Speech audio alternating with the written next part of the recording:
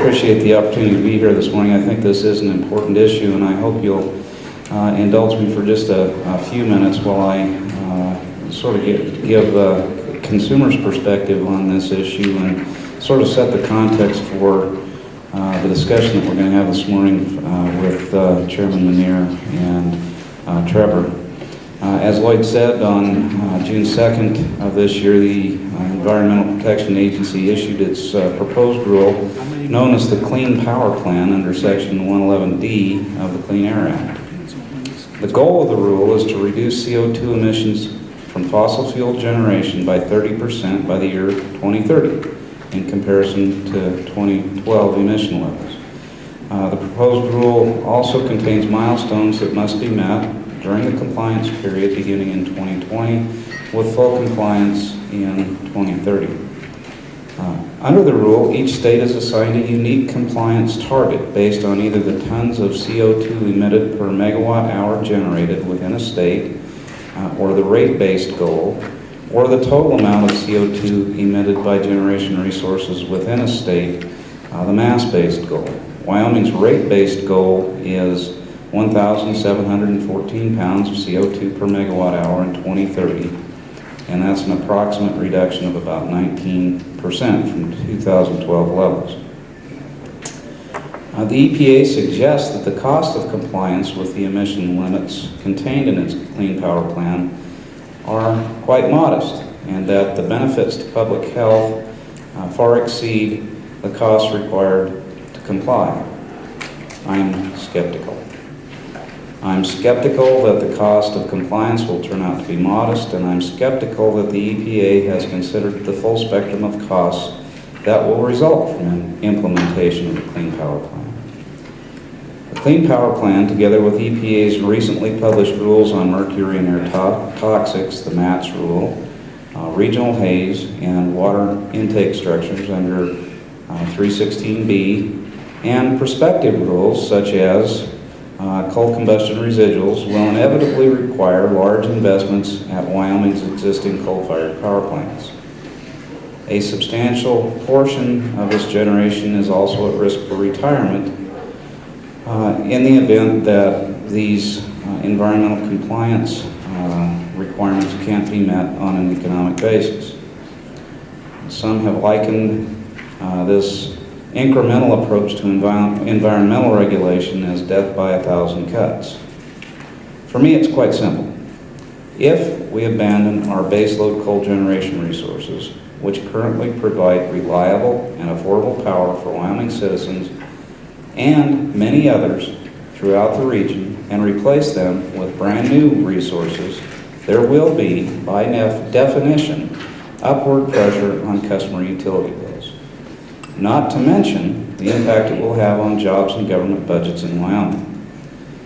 As a consumer advocate and a proud citizen of this great state, I cannot countenance a public policy I consider to be reckless that risks the economic disenfranchisement of a whole generation of Americans, and that threatens the life and livelihood of my family, friends, and neighbors in Wyoming. The EPA offers 4 what it calls building blocks in its Clean Power Plan, which it assumes will enable states to comply with the rule if the states adhere to the basic tenets of those building blocks. However, in developing its building blocks and the associated state goals, the EPA made a number of heroic and perhaps even unrealistic assumptions. For example, in Building Block 1, the EPA assumes that the coal-fired power plants will be able to achieve heat rate efficiency improvements of about 6%. My understanding is that existing power plants will be able to achieve a maximum heat rate efficiency improvements of about 2%. Building Block 2 assumes that the existing natural gas combined cycle fleet is capable of being ramped up to run at a 70% capacity factor, and that's about double of what those types of plants currently running. Today we're going to hear from 2 panelists, both of whom have unique and valuable insight on the 111D issue. First, we'll hear from Al Manier, who's chairman of the Wyoming Public Service Commission. Chairman Manier has done the yeoman's work of delving deep into the bowels, and I do mean bowels, of the Clean Power Plan to understand the basis upon which it was developed and how it might be improved to better fit the realities of power generation and load service requirements in Wyoming. Al is a man I've known for many years and have great respect for. I understand that Al intends to reduce his thoughts to writing and perhaps along with other state agencies in the governor's office, complete his term paper and file that with the EPA in the form of comments on the Clean Power Plan rulemaking. And by the way, if any of you are itching to file comments with the EPA on this rulemaking and thought you were out of luck, don't fret, because there's still time since the EPA extended its comment deadline by 45 days to December 1st of this year. I'm excited to hear what Al has to say this morning, and I'm sure you are too. We'll also hear from Trevor Houser of the Rhodium Group.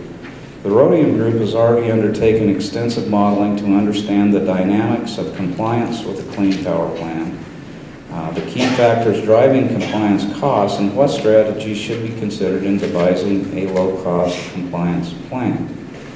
Since 111D allows states to comply with the rule either individually or in cooperation with other states, the opportunities and challenges associated with both compliance options are important to consider in developing the least cost compliance strategy. I'm equally excited to hear what Trevor has to say this morning, and so with that, Al?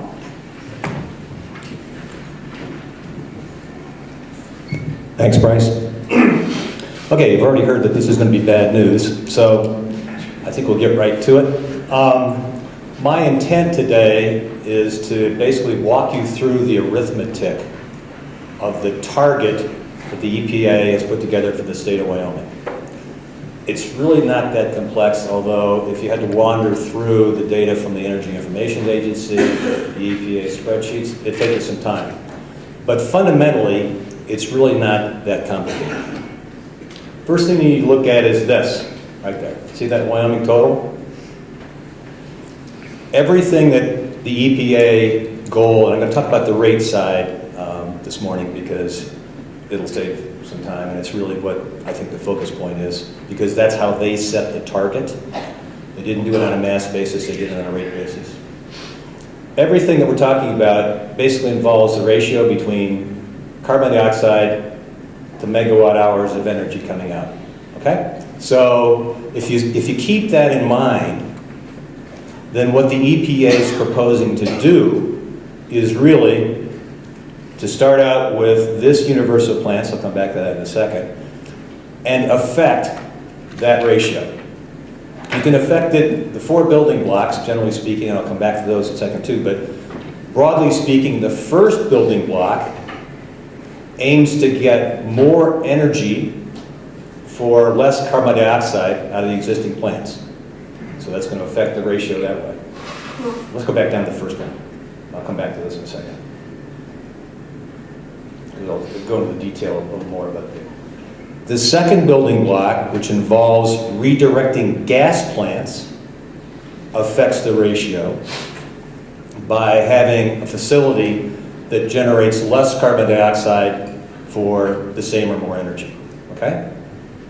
The third building block, which is renewables, has no carbon dioxide for energy. So you got energy below the line and no carbon dioxide above the line. And the last item, which is energy efficiency, pretty much does the same thing, although it's called negawatts because you're actually coming up with a calculation for why you should be adding below the line a negative number. Okay? Okay, let's go. Now, the other thing I need to talk about is in Wyoming, you'll notice that I've got 10 power plants here. They're run by 3 different operators: Pacific Corp, Black Hills, and Basin Electric. There are lots more facilities in the state of Wyoming. Many of the industrial facilities have facilities that emit, but the way that EPA is doing this, the regulating power plants they're above a certain size. So the universe of what you actually have to get your arms around to understand the arithmetic is right there in front of you. You can go to the Energy Information Agency data, pull this out, get the EPA data, pull it out, and come to the same calculation. Okay? We're going to come back to these in a little while. So now Kara, go on. Kara Seidlin, by the way, is from my staff and is helping me do this. We're doing this, by the way, not on a PowerPoint, but on a spreadsheet because it goes faster. The heat rate improvement piece. Bryce touched on that, but I'm going to touch on it a little more. The heat, that 6% is made up of two components and a premise. The first component is that you can approve the best practices for operating your power plant enough to get a 4% heat rate reduction. And that really comes down to having sorted through data about 884 power plants and deciding that over an 11-year period, if you could get them all to go do their best 3-year average of heat rates, then you could get to this number, this 4%. And if you recall that decline curve and think about that for a minute, the implication of an aging power fleet, you can question whether that makes any sense, but there's lots to question. The second 2% says you can make capital investments in equipment in the plant, and since we don't have data about who's already done this, we're going to take our estimate of 4%, cut it in half. That's where you get the 6% is the 4% plus the 2%. And the third premise is that you're going to save enough fuel to offset the cost for doing all that. Okay, I'm going to come back to all that, but maintain that premise in mind. Redispatch of existing capacity. Basically, the idea here is that it's a little different from slight variation in Wyoming from what Bryce said. In our case, we only have one natural gas-fired power plant. It's brand new. It's in Cheyenne. It's the Laramie Prairie Generating Station. The idea is that plants like that can be operated at 70% capacity. And based on a national average of 55% capacity operation, you take that 15% differential and redispatch the energy becoming from the Cheyenne plant as opposed to the coal plant. Now in our state, that plant is dinky compared to the rest of the plants, so it doesn't make much difference. But if you're in Arizona, if you look at the EPA calculations sort of right out on the first spreadsheet you see, what you see is by the time they finish doing this redispatch, there is no more coal generation in Arizona, which causes two problems. First of all, they need that coal generation to get through their summer peak. Second problem is a lot of that gas capacity is already committed to California. There are hidden in the midst of all this a lot of institutional, practical arrangements that the EPA, and I'm not one of the ones that said they didn't do this in good faith. The magnitude of what they have done over the last year is pretty amazing, but this is a pretty big country. And they did not, and were not capable of thinking through everything that needed to be thought through. I hope they think through some more, but the gas redispatch thing is not a huge deal for us. The third thing is, let's see, you need to get to renewable energy. What they did here was they went to the Energy Information Agency database and they pulled out a list of all the megawatt hours of renewable energy generated in Wyoming in 2012. So that's roughly 4,369,000 megawatt hours. Then what they did was, starting in 2017, they took what they considered to be a regional average of all the western states and decided that that number could grow by 6% through 2030. So the number you wind up with is the 9 million number down there. Yeah, we'll come back to that in a minute. I'm just going to go through what these are in the first place. Then the third thing they did had to do with energy efficiency. What they did with energy efficiency was they started out probably with the right number of sorts. They looked from the same source for all intrastate retail sales of electricity. They then went to a separate report that you get from something called a Form 861 of all of the reported energy efficiency savings in the state, which in our case meant the only formally reported savings come from Black Hills through Cheyenne Light, not Black Hills Power, which is a smaller subsidiary, no report for them, but Cheyenne Light and Pacificorp. Okay, so you've got that far. They take those two numbers.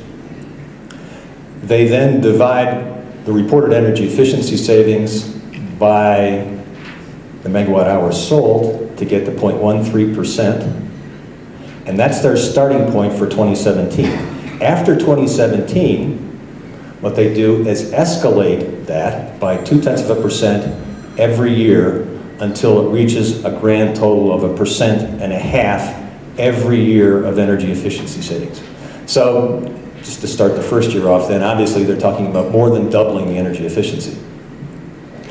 And when they get to 1.5%, what they do is they continue that out. But the way they get to 9.73% is that they calculate the cumulative savings for having ramped up to and gotten to 1.5% a year. And then they assume how long those savings are going to last, which in their case was 19 years. There are a number of problems with that too, but the first thing I want to do, now that you've got that kind of in mind about what they've done, the first thing I want to do is show you a little bit about what they refer to as the glide path. So can we go to the chart? So people have mentioned this, but here you see a blank chart. Okay, the 2331 is where we started out. Note that nothing happens until 2020, but in 2020, something is already supposed to have happened. These are supposed to be enforceable targets along the way. Okay? So if your thought might have been that, well, maybe Dave Johnston will retire in 2027, so by 2030 we'll have something to help us out. No, that's not the way they're thinking about this. They're thinking about the fact that we were supposed to get all the way down here. Now, Kara, can we go back and go to the colored version of this? Slide down. Okay. That's that. So look at this. This shows you what the results of the EPA targets are. And it is so misleading because it looks like if every color just does its bit, then we get to keep our coal plants. Well, let's go back up to the top again and I'll give you the numbers that I think are probably more realistic for where we are. You've already heard Bryce, so we're going to go back to that square. We're going to change the 6% to 2%. And while there's more of a discussion there, but I'm going to spare you that. We're going to change 220 to 95 because it turns out that that plant's not a 220 megawatt plant, it's a 95 megawatt plant. The renewable energy number. What you need to know about the renewable energy program is that it's premised on a renewable portfolio standard. A renewable portfolio standard is driven by retail sales, okay? In Wyoming, the portion of that 4.369 million megawatt hours that was Wyoming retail sales is 666,000 megawatt hours. In other words, we export 85% of our renewables. Now, the reason that's important is because if you're a state and you're working with a renewable portfolio standard, what you're doing is exercising jurisdiction over the retail sales of distribution companies.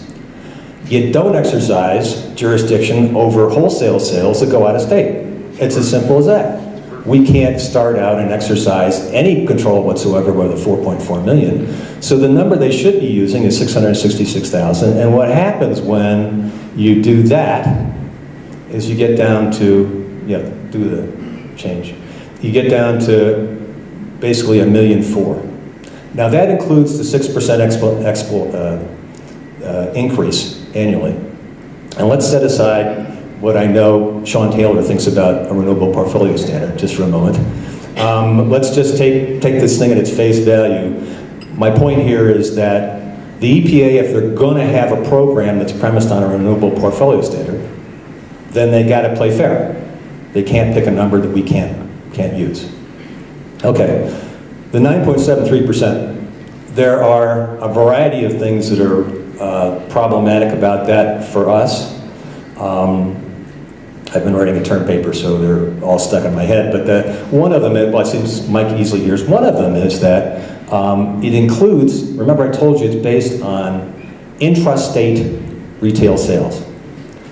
For those that are familiar with energy efficiency programs, the basic premise of an energy efficiency program is usually growth.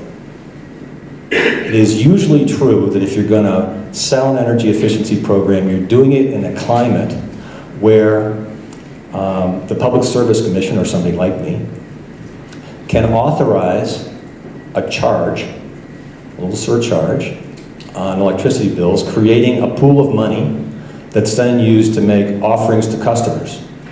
And the reason that works out financially is because if you can avoid a cost while you're growing,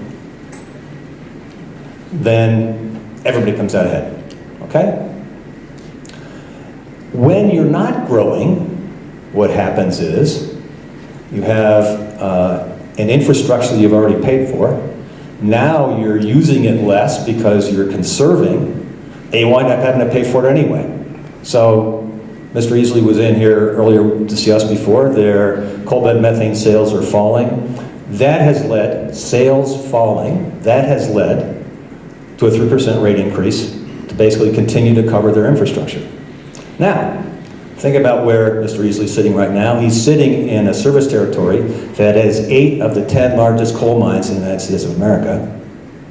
What do you think is going to happen in his service territory if Section 111D goes forward? If you can't guess that, then you probably don't belong here in this little seminar. But basically, I don't think that their outfit's a candidate for being included in the calculation of energy efficiency. Another thing that we've learned from digging into Pacific Corp's experience is that it turns out for them, they got experience in 6 states. Typically, energy conservation is broken down into residential, commercial, and industrial. For Pacific Corp, their experience has been you never get much above 0.75%, even with a mature program in a rural setting. And you get twice that much in an urban setting. So basically, they're getting to the 1.5% in Salt Lake. They're not getting to the 1.5% in Wyoming. Interestingly enough, the residential percentage of sales in California is lower than in Wyoming. Just in case you thought that California might make a difference. I think San Francisco does, but not if you're in a residential area. So the number I think is the right number there is 3.77%. There's more to that, but go with this for a minute. Okay. Let's go down and look at the target again. So go down and look at the colored blocks. So, oops, yeah, exactly. If you make the changes that I think EPA has to make to be fair to us, the realistic targets for us, and this is, I'm using realistic loosely because, again, just because Sean's there, I'm going to pick on him a little bit. It also assumes that the REAs are going to be interested in doing energy efficiency, which historically they've not, at least not in terms of reporting it on a federal form 861. So you wind up in a situation where this looks a lot more to me like what's the reach, the sort of reach for a goal glide path. Way different than what the EPA has got. Now, let's go back up to our list of plants again. Okay. See the numbers now? As opposed to 1,714, you got 2,160. If you're not going to be able to make it on the 4 building blocks that the EPA has given us, then the logical thing to do, frankly, is to start closing down plants early. So we can do this. Let's start with Dave Johnston, which is 2027. We're going to take both those numbers out. Now notice when she pushes and deletes those 2 numbers, go ahead and do it. We got to 2144. Why is the impact not more? Because when you take the megawatt hours out from the bottom, as well as the carbon from the top, you're not getting your bang for the buck. So it doesn't work that you shut down a plant and you get 1 for 1 on the carbon. No, you have to take out some more. So let's go take out Naughton, which is 2029, retirement date.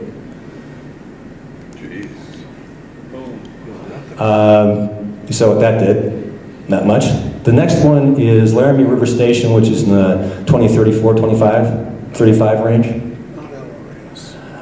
Next, let's take out Jim Bridger, which is 2037.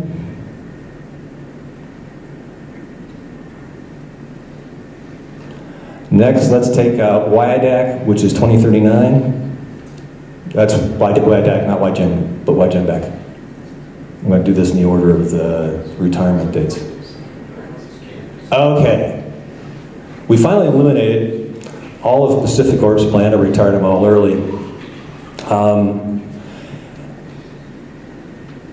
If you're nervous about looking at this demonstration, that's kind of why I'm here.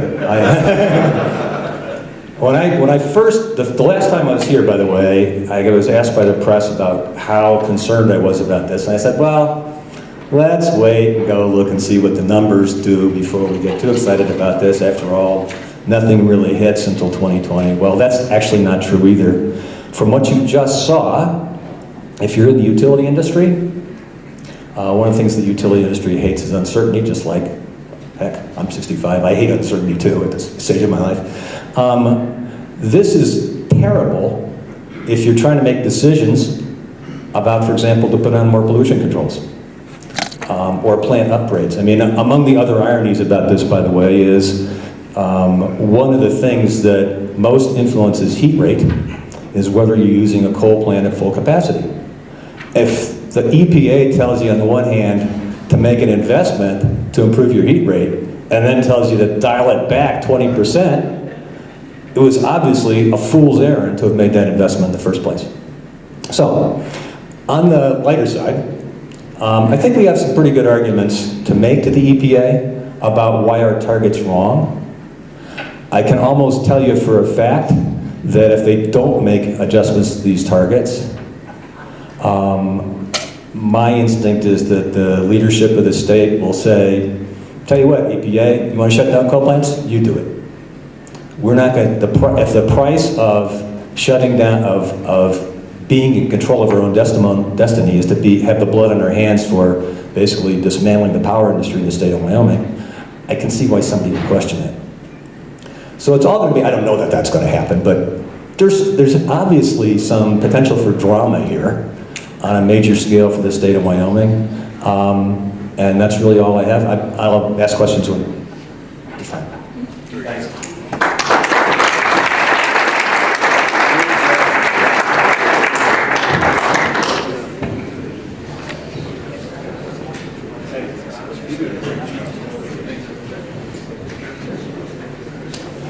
All right, thanks.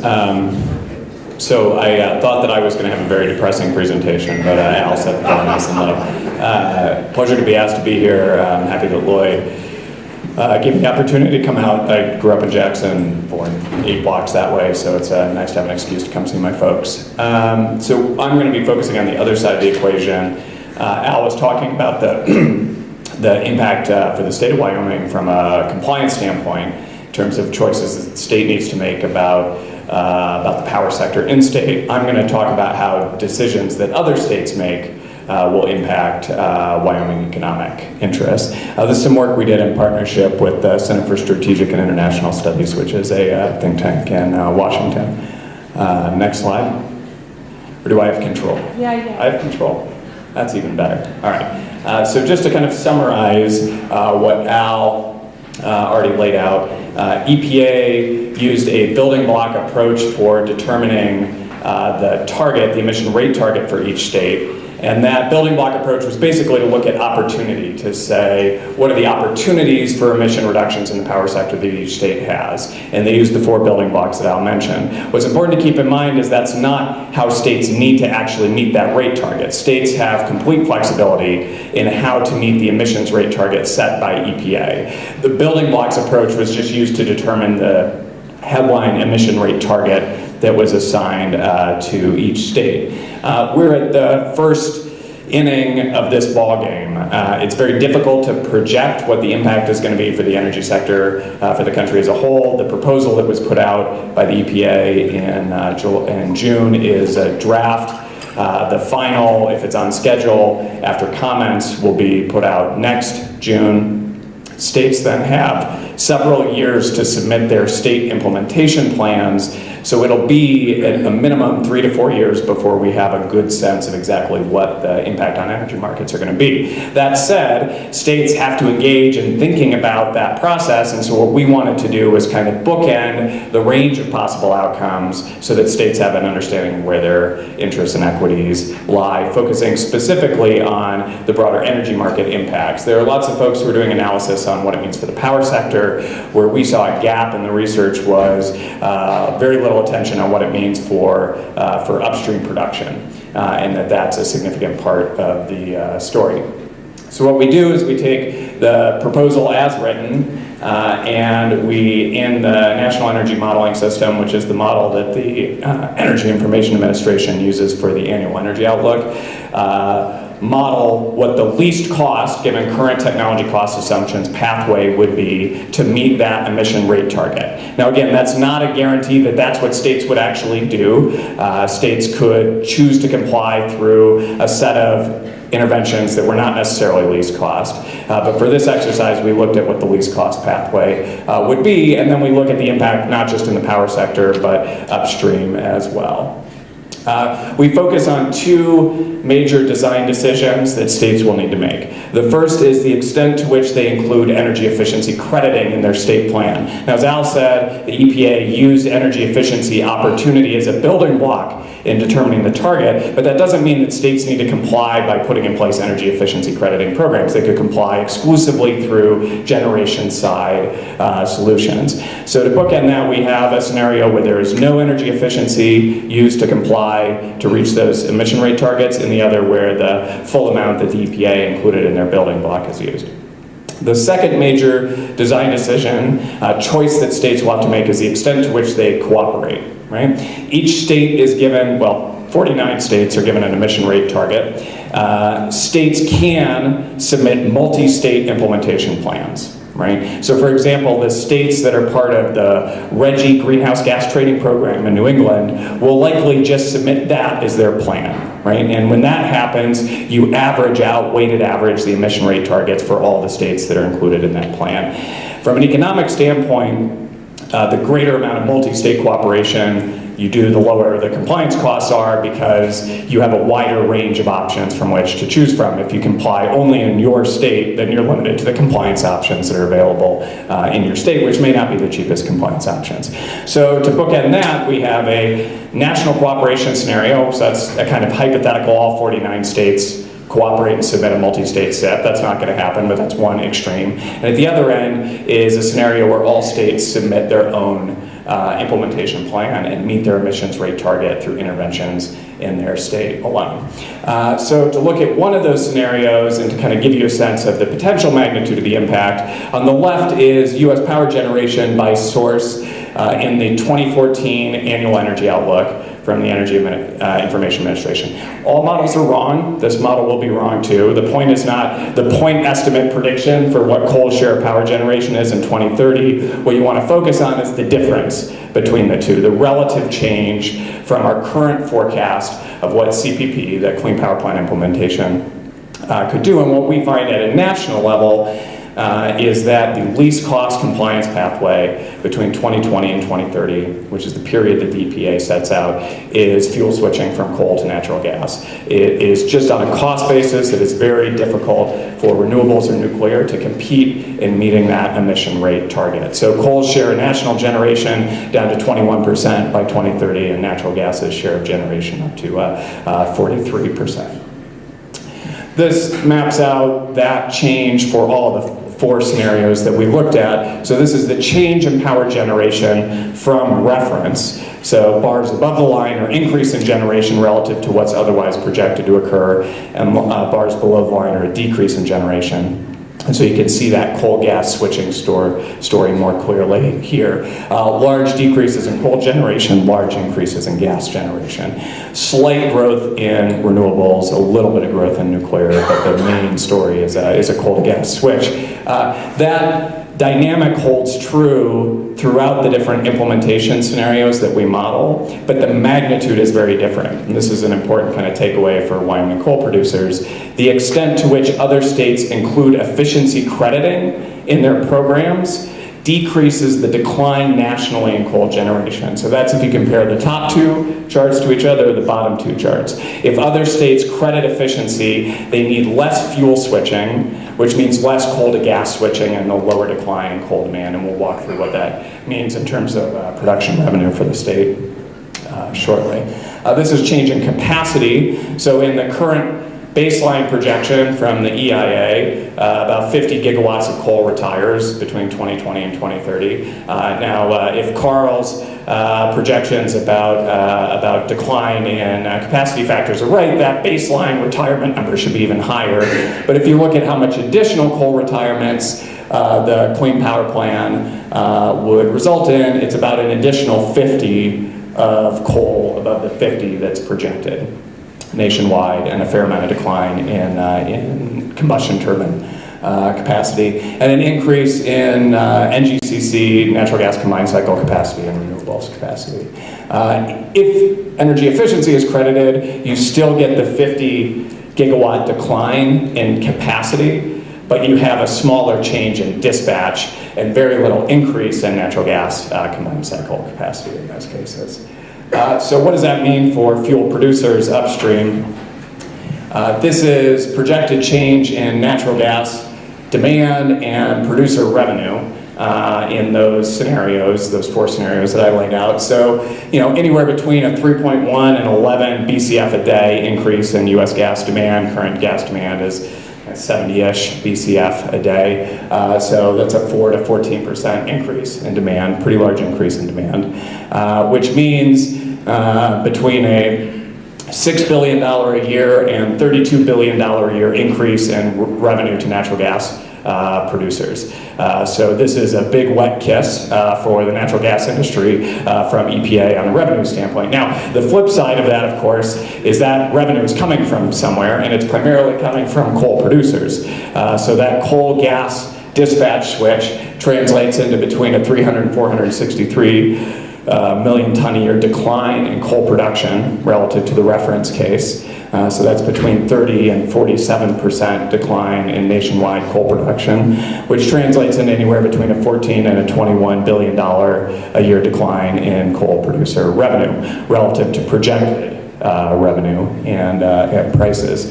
So that story, the upstream impacts of EPA's proposal are going to be far more significant, particularly at a regional level, than the increase in rates in the downstream impacts. This, from an economic standpoint, this is going to be the real story, is a rent shift from coal producers to natural gas producers. So if you put it all on one chart, look at increase in natural gas producer revenue versus the decline in coal producer revenue, an order of magnitude larger than the modeled increase in energy expenditures. So a $3.3 billion annual increase in energy expenditures, considerably smaller than the shift in what's happening upstream. Obviously, it goes without saying here in Wyoming that change in producer sales has a significant regional flavor to it. And we do this modeling by census region in the report, and I've pulled some Wyoming-specific numbers to go over with you. I know no one thinks about themselves as living in a census region, so just kind of look at the map, and you can, remember your color. They flow through the charts. The people had focused already on the regional inequality and how EPA set the obligation, because it was based on opportunity. There are greater opportunities for emission reductions in some places versus other places. So West, South, Central, which is Texas, Oklahoma, Arkansas, Louisiana, the target set by EPA translates into a 3.1 ton per person reduction target, which is 3 times higher than the target for the mountain region, right? And 30, 40 times higher than for the West Coast. Because there isn't much coal generation in California, Oregon, or Washington, there's not much of a target for those states. But if you look at the change in production revenue by state, turns out that that West-South Central region goes from being the biggest loser to the biggest winner because of the increase in natural gas production revenue. So an increase of $17 billion a year in natural gas production revenue for those 4 states versus a $1 billion a year decline in coal production revenue.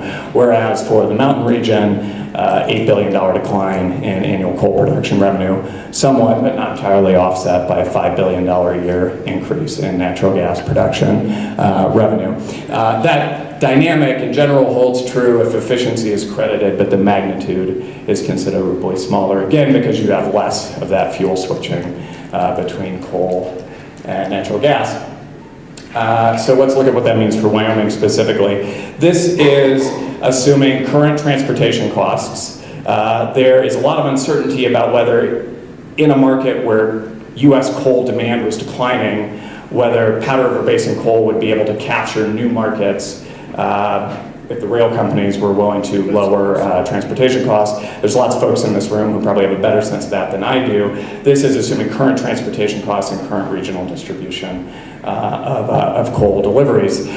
And if you take those assumptions, then it's anywhere between a 31 and a 48% decline in PRB production, annual average 2020 to 2030, and a 3 to 9% increase in natural gas production revenue in the state over that same time period. So to put some dollars to that, if you look at it at projected prices, and in the EIA's forecast, Powder River Basin prices grow substantially. I think that's probably a debatable assumption, so I put them both at projected prices and at current prices. The downside for Wyoming is either $4 to $6 billion a year in lost PRB production revenue, or $2 to $3 billion a year, depends on what the what price assumption you use going forward, and anywhere between a $300 million and $2 billion a year increase in gas production revenue.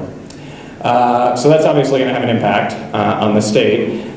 This is coal versus oil and gas, employment, economic output, and most importantly for our conversation here, tax revenue as a share of state total. I am sure I have these tax revenue numbers wrong, and Rob Godby can correct me on them, but I think the general magnitude is right. So if you think about 32% of total Wyoming tax revenue coming from coal production, that's a 30 to 40% decline in coal revenue. Has a significant fiscal implication for the state, and it will be somewhat offset by an increase in gas revenue, but probably only a third of that decline, I would imagine, would be offset by higher natural gas production revenue.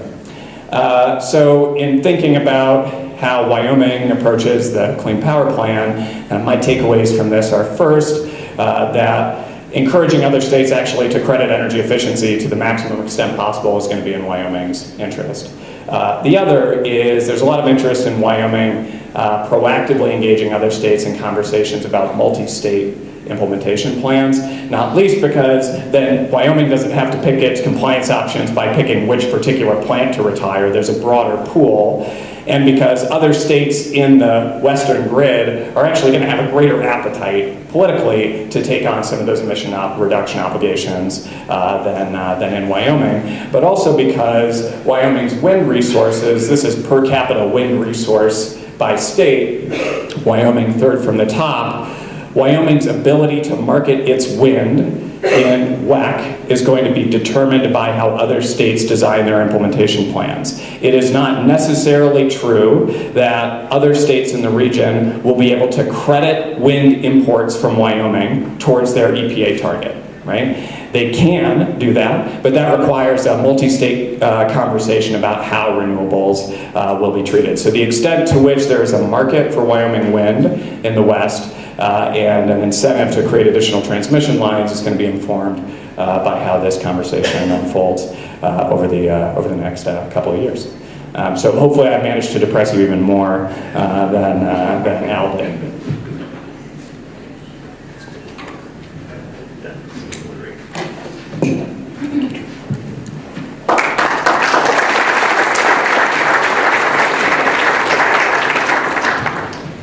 Thank you, Al and Trevor, and thanks for your warm round of applause. I was going to ask for that. I thought it was very interesting on both sides, maybe even more depressing than I had imagined to begin with, but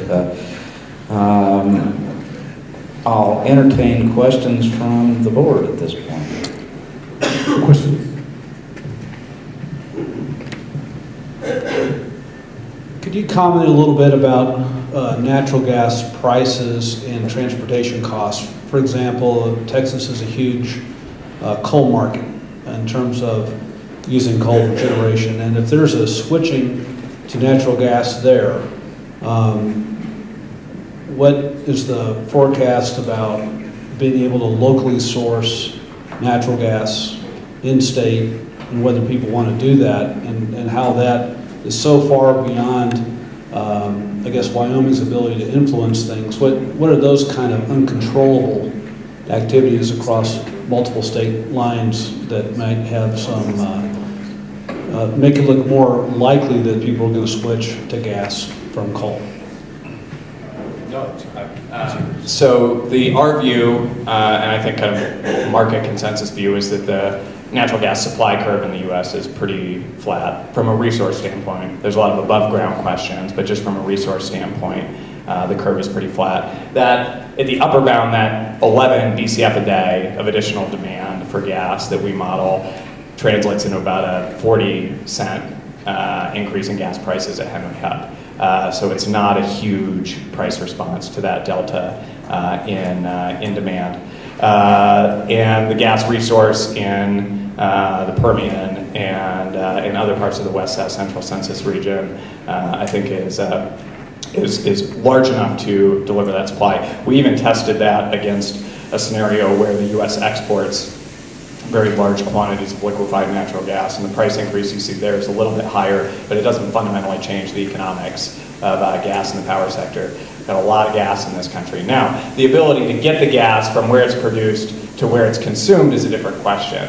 That's not an economic barrier so much in our eyes. Once you feed in the pipeline costs, it's still competitive, but the ability, the lead time required to plan, permit, and build those pipelines to get the gas where it needs to be is something that you can't take for granted. And so when the demand signal shows up, whether the supply can meet it, I think the concerns there are mostly around the Marcellus and the ability for coal gas switching in the Midwest and the Southeast to be met through Marcellus gas deliveries. And what we saw a year ago, January, during the polar vortex, was inability to take away gas from the Marcellus because there wasn't enough pipeline capacity, led to these short-term spikes. So one of the kind of findings from this research for us and the conversation we've been having with FERC is that it's important to think about your power sector policy alongside your natural gas pipeline policy. If you envision changing the power sector in a gassier direction, then you need to make sure that the pipelines are built in time to be able to deliver the gas to where the load is.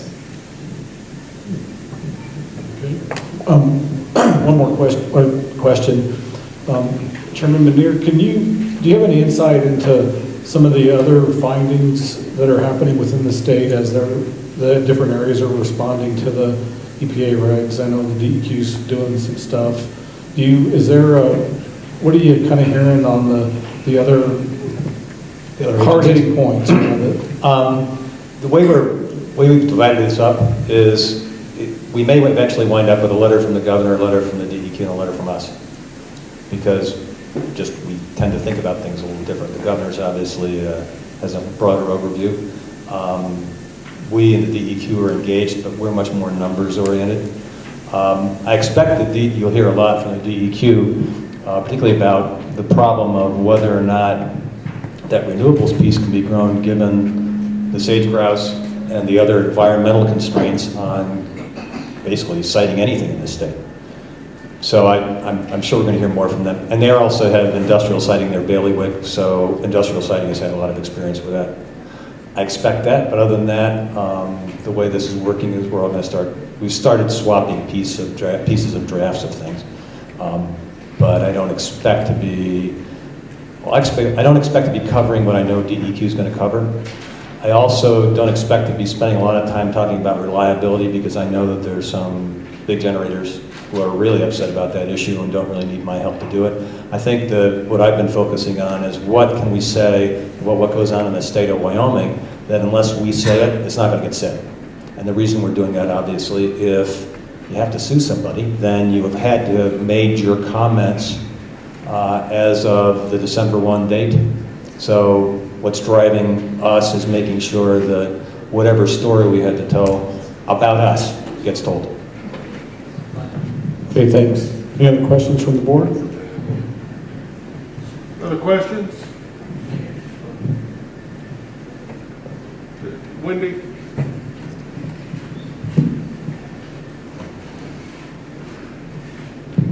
Thank you. My question is for Trevor Houser. You made the statement, and of course we've seen this in writing too, that states will have complete flexibility in how they're going to meet the standard. You'll forgive us in Wyoming when we hear that with our recent experience with Regional Haze. We were told we would have complete flexibility, yet they refused to approve our plan and then did a federal implementation plan and FIPP our plan, and yet we thought we had complete flexibility, so we are skeptical.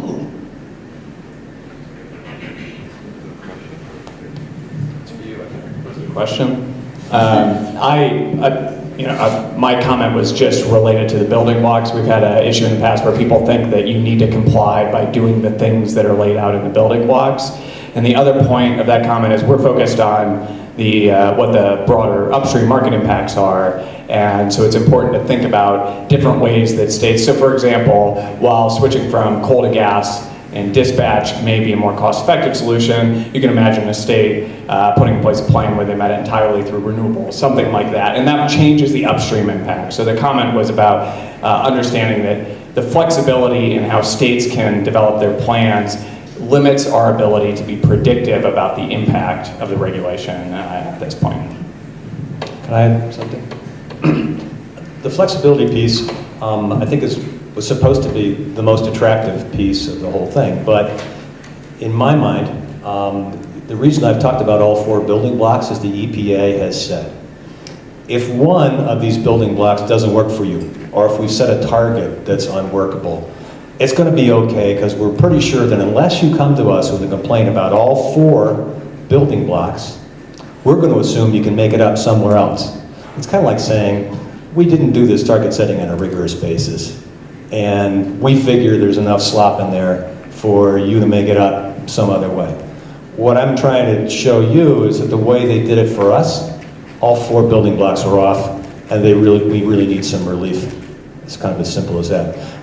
There's one other thing I want to respond to about the Wyoming wind. This isn't a disagreement with Trevor. I've been on phone calls with Janet McCabe, who's the head honcho within EPA below Gina McCarthy, where it was affirmed that going forward,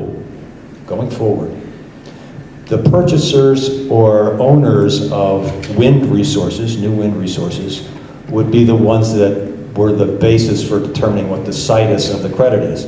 So for example, Chokecherry, 1,000 megawatts of wind, all going to California. That credit goes to California.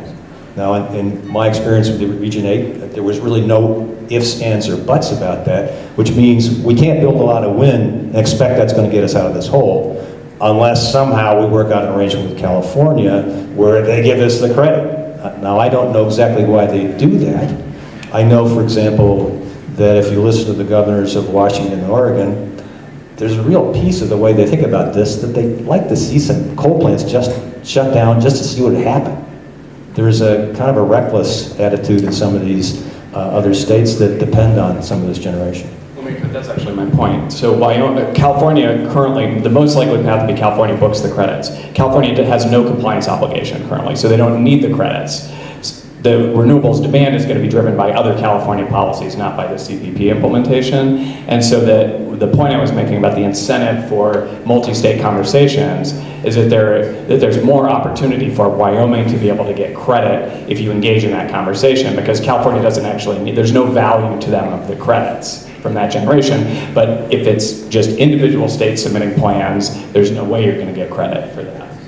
And I have no problem with that. What I'm saying, though, is if you start out the game in a huge deficit, a huge unjustifiable deficit, then I think people are going to talk to you on a different basis than they are if you started out with a fair number. And if you think any differently, then obviously we're not seeing eye to eye about this, but I just think that having a fair number from the EPA to start out is the most important thing we need to do. As somebody said, that we're only in the first inning of this ball game. By the second inning, we need to have a fair number. All right. Well, I tell you what, we have 3 minutes, so make it quick, please. What kind of an assumption did you make about price elasticity on gas pricing in terms of the number of coal plants that would retreat to natural gas? I mean, if everybody jumps on that bandwagon, the elasticity model's got to be different because the demand's going to go way up. But I'm curious as what was dialed into the model. So it's the EIA's well by well model of gas production, and so you do see a price response due to that 3 to 10 BCF a day of increased demand. It's fairly muted. I will say to date, EIA has been criticized as being too conservative, saying that their gas production forecast has been too conservative. So no one in the industry has yet come to EIA and said, your gas price assumptions are too optimistic. But it is, of course, possible that the surprises will start trending in the other direction. Hi, I'm Jesus Arredondo. I'm actually out from California. I've been out to these events last 4 years, I guess. This is one of the best ones that you've had in the amount of information, the kind of information that's been produced. Congratulations to you guys for the amount of work that you've put into this. Certainly it's very gloomy, and it's very different for me to stand up and say, wow, I thought California had problems. That never usually happens. You're certainly challenged, but there is opportunity there as well. I guess I have a question and a comment at the same time. I think that what's going to happen is one of those 4 pillars is going to get struck down eventually. It's smart to ensure that you have your foothold in there so that you can file a claim at some point. But are you worried that because Gina McCarthy, had her hand obviously in RGGI, and we've got cap and trade in California, that's where all of this is pushing? And are you thinking about Wyoming joining a region and what might happen there? And the follow-up is, unfortunately, I'll give you some more bad news. California, obviously, we've had a little bit of experience already on this push, and in a later panel, we're going to talk a little bit more about that. But in looking at this, in California, we already did away with coal. There is no coal in California. We're done with that. Here's the dangerous part, and this is the thing that worries me the most in California. I'm still very bullish natural gas, because there's no way that we're going to shape all of that renewable power that we're trying to do in California if we don't have natural gas. But in California, we have environmentalists that are looking at natural gas as the next coal. So that's the darker cloud that's coming. There's a question in there somewhere.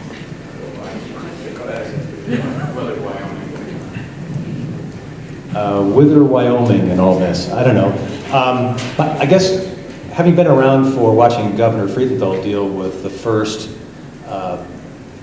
versions of the California version of RGGI and watching other states back away from it, I think Gina McCarthy, with her roots in New England, I know that the people in New England think we ought to be doing what they're doing.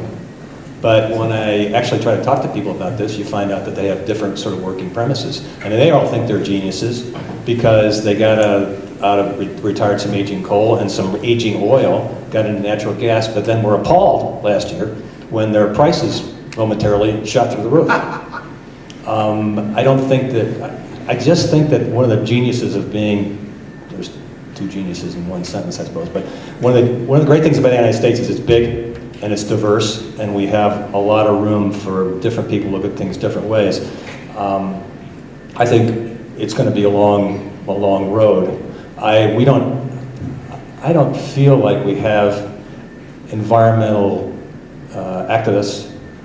We occasionally see Sierra Club in front of us in rate cases that are as sort of firm in their views about getting rid of all fossil fuels as you do in California. And I think that I'm not entirely persuaded that you're as weaned from fossil fuels as you're suggesting you are. That's just probably what I think about it.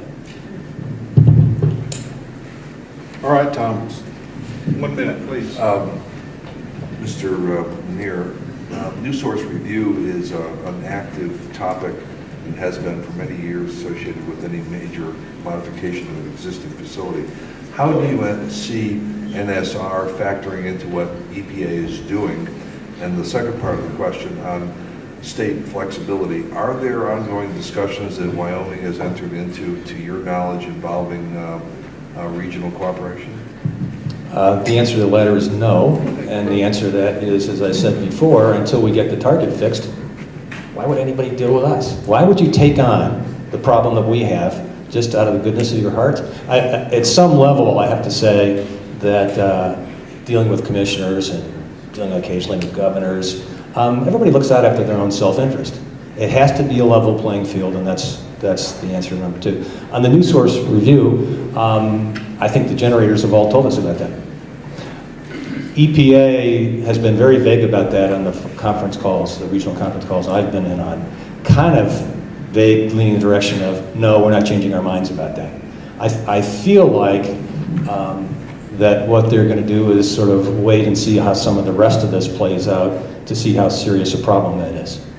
That's all I can say. I haven't heard any commitments from anybody, and I haven't heard anybody sort of step up and even really acknowledge that they think it's a problem.